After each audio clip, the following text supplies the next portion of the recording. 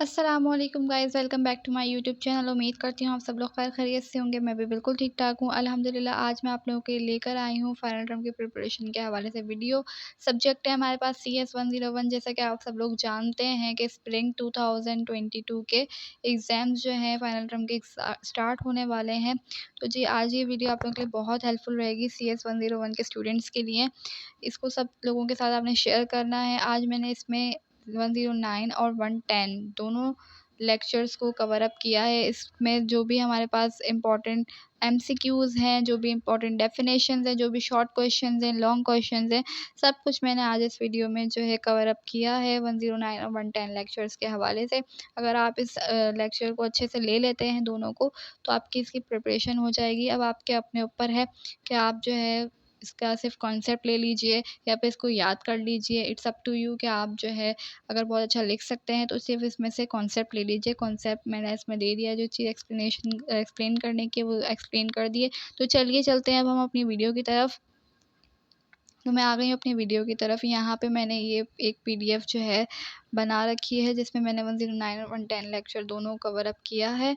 तो इसको थोड़ा ज़ूम इन कर लेते हैं। Program for modern computers consist of sequence of instruction that are encoding numeric digit such as encoding. अच्छा जी, इसको मैं ज़रा आसान करके आपको समझा देती हूँ कि पहले के जो प्रोग्राम्स होते थे ना, वो मशीन लैंग्वेज में लिखे जाते थे। इनको जो उसकी इनकोडिंग होती थी वो मशीन लैंग्वेज में होती थी। ठीक हो गया जी।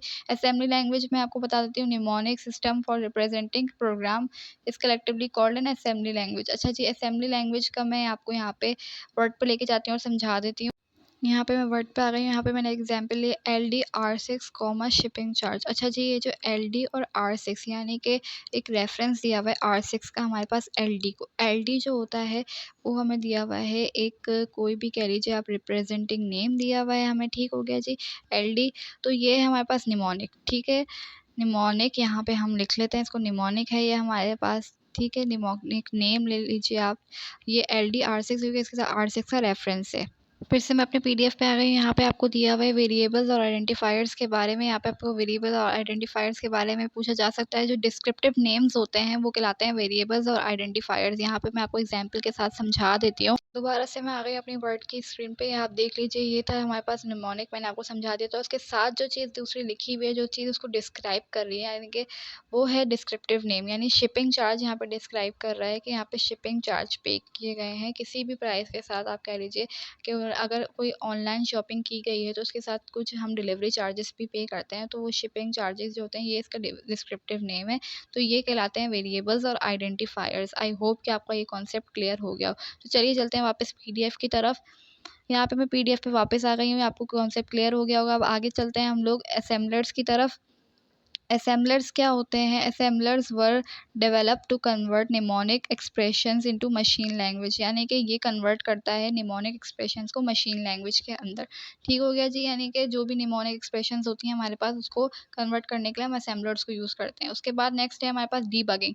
डीबगिंग क्या होती है? कोई भी एरर जो होता है, जो हमारे पास हम देख लेते हैं कि हमारे हार्डवेयर या सॉफ्टवेयर में कोई एरर आया, तो वो हम किससे मतलब लाइक आइडेंटिफ़ाई करते हैं? डीबगिंग के से हम आइडेंटिफ़ाई करते हैं। ठीक हो गया जी।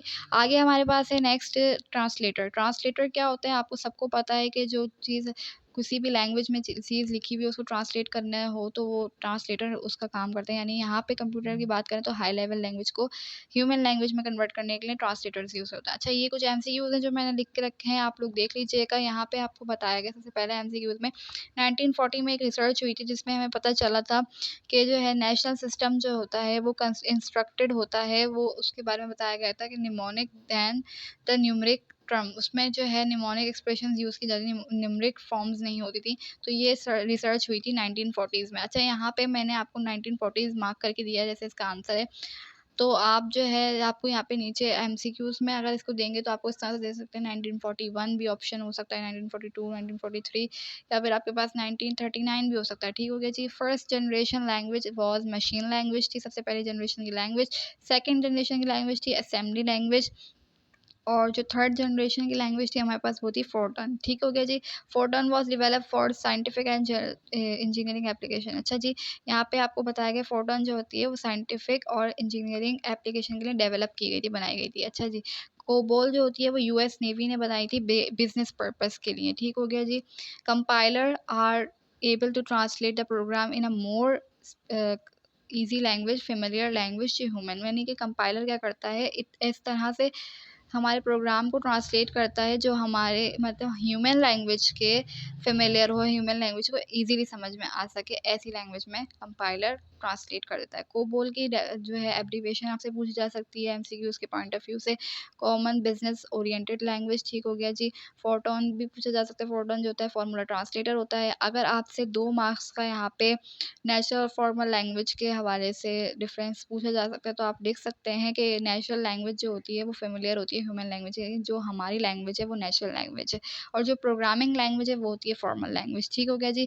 हम अपनी लैंग्वेज में बहुत सारी ग्रामेटिकल मिस्टेक्स कर सकते हैं, लेकिन अगर हम कंप्यूटर में कोई भी चीज़ टाइप करें, कोई प्रोग्राम टाइप करें और ग्रामेटिकल मिस्टेक हमसे हो जाती है, तो वो कंप्यूटर उसको आइडेंटिफाई नहीं कर सकता, उसको मतलब लाइक एग्जीक्यूट ही नहीं कर सकता, उसको समझ ही नहीं पाएगा वो, ठीक हो गया जी। क्योंकि कंप्यूटर जो है वो ह्यूमन ने बनाया है, तो वो ह्यूमन जो है ह्यूमन से फेमिलियर नहीं है इतना ज़्यादा, वो ह्यूमन लैंग्वेज को नहीं समझता है, क्योंकि वो इंसान ने ही बनाया है बेसिकली।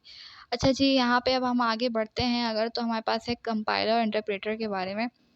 यहाँ पे आपसे डिफरेंट भी पूछा जा सकता है कि कंपाइलर और इंटरप्रेटर का डिफरेंस बता दीजिए। जो कंपाइलर क्या करता है, कंपाइलर जो होता है हमारा, जो भी हम उसको प्रोग्राम ट्रांसलेट करने के लिए देते हैं, उसको जो है वो पूरा का पूरा एग्जीक्यूट करके हमें दे देता है, ट्रांसलेट करके देता है, ठीक हो गया जी। लेकिन इंटरप्रेटर भी एक ट्रांसलेटर है, लेकिन वो क्या करता है कि वो एक-एक करके इंस्ट्रक्शंस को लेता जाता है, ट्रांसलेट करता जाता है, ये होता है इंटरप्रेटर का काम, ठीक हो गया जी। यहाँ पे नेक्स्ट हमारे पास एक क्वेश्चन है, write the disadvantages and advantages of assembly language. यहाँ से पूछे जा सकते हैं असेंबली लैंग्वेज के एडवांटेजेस और डिसएडवांटेजेस, मैं बता देती हूँ।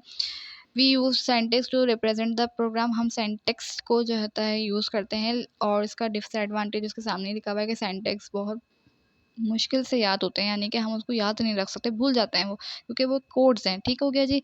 अच्छा, आपको लिखा नेक्स्ट जो पॉइंट है वो है हमारे पास, the program written in assembly language in the form of code. Assembly language में जो प्रोग्राम लिखा जाता है वो कोड्स की फॉर्म में होता है, ठीक हो गया जी।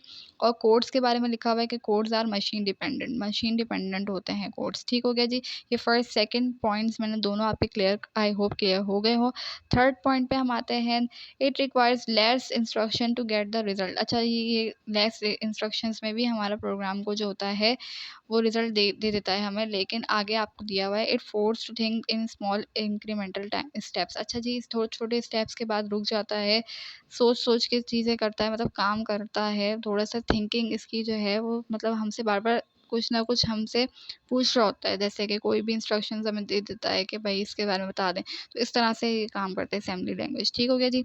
अच्छा, फॉर एग्जांपल मैं आपको एक फार्मूला दिया हुआ है, ये आप अच्छे से पढ़ लीजिएगा, क्योंकि आपसे पूछा जा सकता है, total cost is equal to price plus shipping charge.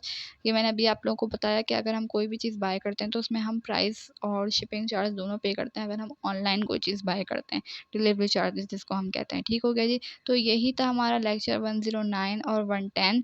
I hope के एमसीक्यूज, डिस्क्रिप्टिव क्वेश्चंस और शॉर्ट क्वेश्चन सब चीज़ें आप लोगों की जो है अच्छे से क्लियर हो गई हूँ। अगर ये लेक्चर हेल्पफुल रहा होगा तो वीडियो को लाइक कर दीजिएगा, चैनल को सब्सक्राइब कर दीजिएगा, और इस वीडियो को सबके साथ शेयर कीजिएगा। मुझे अपना फीडबैक लाजमी कमेंट्स में दीजिएगा कि ऐसी अगर आपको और भी वीडियोस चाहिए सेपरेटली, एक एक टॉपिक के हिसाब से, एक एक लेक्चर के हिसाब से, कि जो है उसमें क्या चीज़ एमसीक्यूज़ के पॉइंट ऑफ व्यू से इंपॉर्टेंट है, क्या चीज़ शॉर्ट के इंपॉर्टेंट पॉइंट ऑफ व्यू से इंपॉर्टेंट है, तो वो मैं ज़रूर आप लोगों के साथ वीडियो शेयर करूँगी। आई होप कि वीडियो हेल्पफुल रही हो। चलिए चलते हैं, तो मिलती हूँ मैं आप लोगों से नेक्स्ट वीडियो में। Till then take care.